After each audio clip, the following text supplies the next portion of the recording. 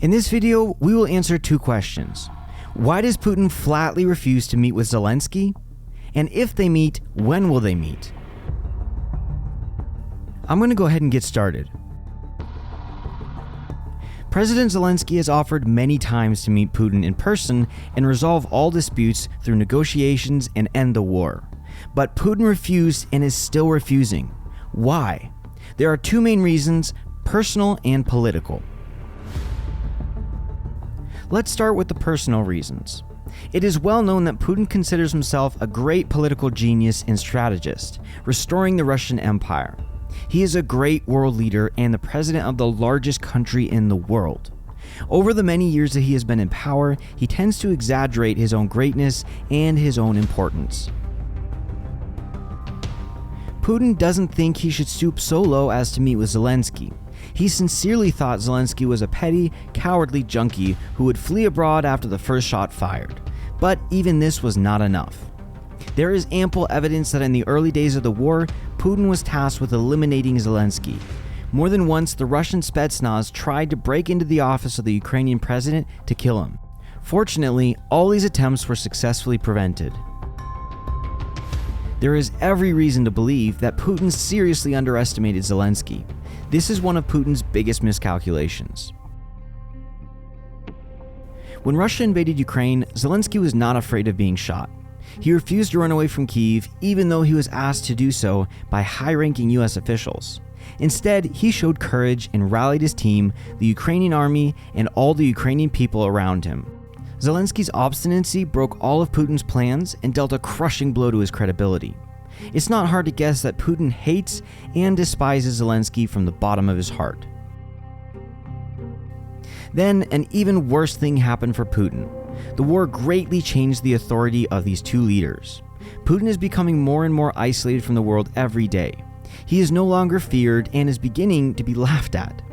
Putin's credibility is sharply declining. Even China doesn't give Putin the support he deserves. In the meantime, Zelensky's authority in the world is only growing.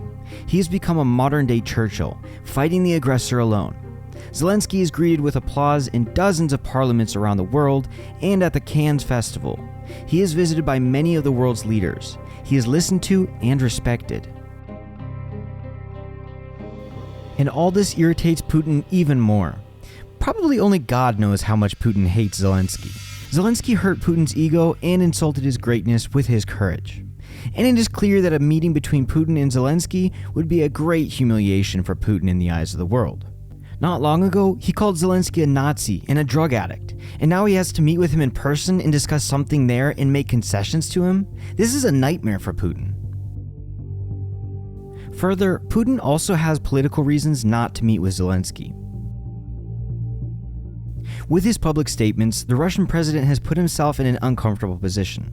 The very fact of negotiations with Zelensky would be a political defeat for him. Even before the war, he was making unequivocal statements about Zelensky.